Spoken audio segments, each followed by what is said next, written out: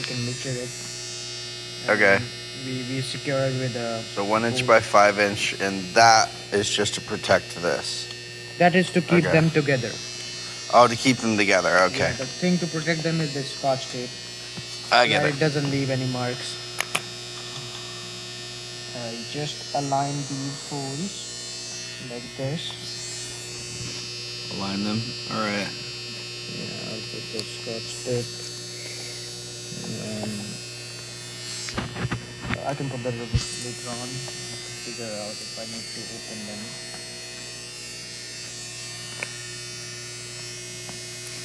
So I put like 4 plates. We have 4 individual plates here, and we have 1, 2, 3, 4, 5, 6. Seems like 7. Yeah, we have 7 plate at the bottom. Okay. So I have like kind of like make a Okay. solid platform. Yeah. These individual thems are really flimsy. I can easily bend it with my hands alone, so that's why I need a lot of them. Yeah. I'll put just 1 rivet so that the holes, 1 or 2 rivets, so that diagonally, so that this part is aligned. Okay, so 1 on either side. It has to be diagonal. Diagonally. It doesn't matter which side, but it just needs to be diagonal. I'm putting here, I have to put it here. Okay. There's only 2 orientation.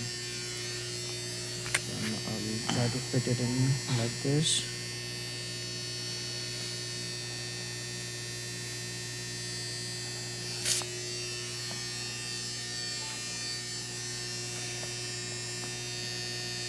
And we don't need to have any tools for this. We just have to finger tight it. Okay. We don't want to use any tools. Because it'll crush it. Yes, it's a sheet metal part that you can already see. Yeah. And Oh, it's bending. Yeah. That much is okay. Okay. Yeah, I mean, it's really held in place. That's what we need. Something to keep it in place when we start riveting.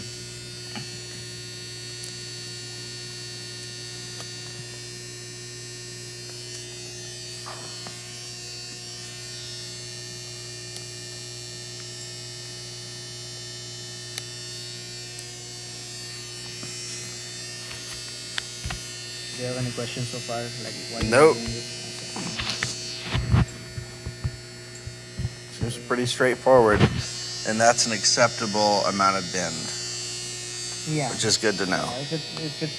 If the bend is too much, it will just slips off. Yeah. So if I feel like I need a little bit more surface area to be covered on the part, so I'll just shift to press it down so that I have more area. That's it. Now Nope.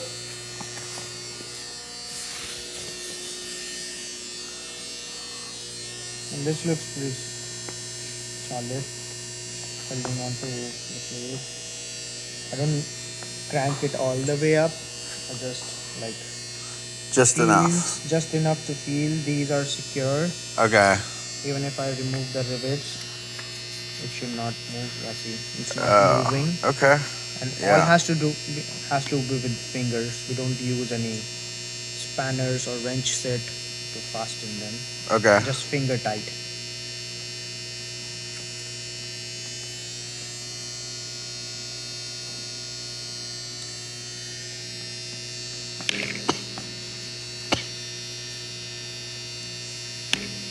Now, while putting the rivet, I just saw this laser engrave is okay. It's not the rivet is not covering the letter P, but if you find that I have a laser engrave and the rivet is covering the B or some letters, we have to engrave it. Re-engrave it, right?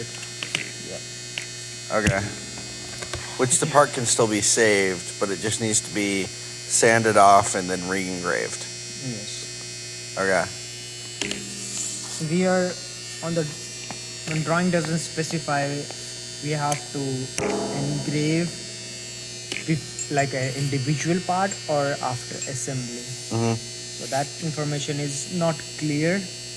Usually it's after assembly, but it is more easier for the vendor to control. So we give him individual part to engrave first, Yeah. and then we'll do the assembly. So if it's illegible, then it needs to be re-engraved. But since this B is still legible, it doesn't. Yes. Okay. We are good. Now I was just telling you the way we did engraving is we did the engraving on the individual this part. Yeah, it could be done either way, either before assembly or after assembly. Yeah. Right. Since the drawing is not unclear about the process. Right. So the drawing says we have to do after assembly, we have to do it. Right. Yeah, you gotta follow that drawing. Yeah. Okay. So now it's held in place. Now we have an anvil. It's a custom made anvil.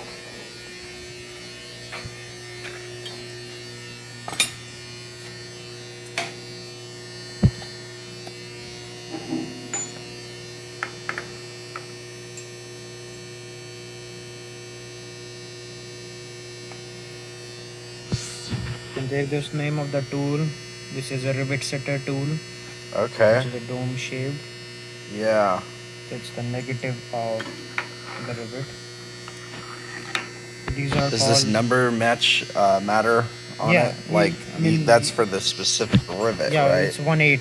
1/8 is the diameter of the shank of this rivet. So this is meant for this. Okay, that's an 1/8. Yeah. And that's our tool number, AN470. All right, 1/8 AN470. Got it. Yep. So you see, it sits on this head. Looks like a bullet, doesn't it? Well, yeah, close enough. Except we were not shooting anything there. Okay, and we can have a look at this tool.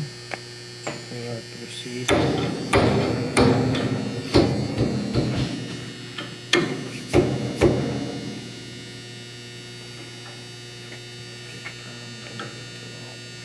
You could hit it with a soft hammer or hard hammer. Either way.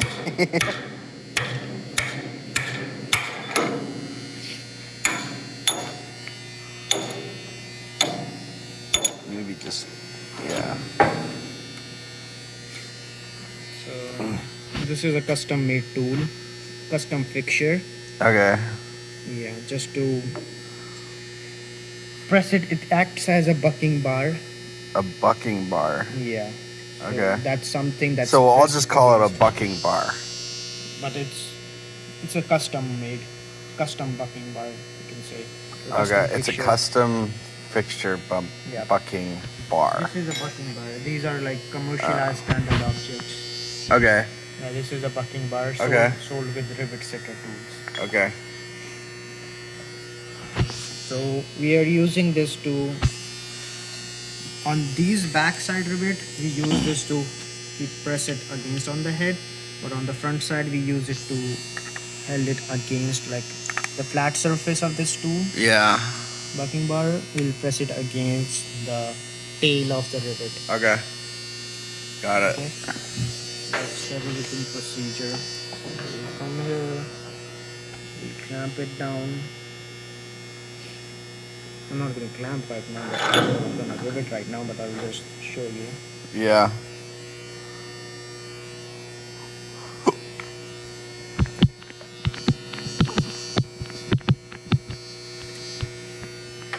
I have to put all the rivets.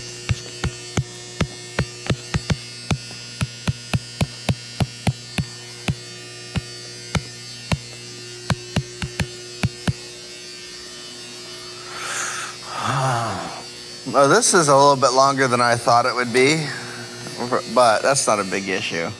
Setting up takes time, like you have to be detail oriented, right? The reason we have to put all the rivets is because while riveting we don't want the whole location to shift, because we're going to use excessive force. These are solid compressible rivets, and we are going to hammer it, so they might shift from their position and hole will be misaligned. Right, yeah, unacceptable. Right. So we keep all 4 rivets and we'll put scotch tape on them so that if I flip it upside down, they don't fall out. Yeah.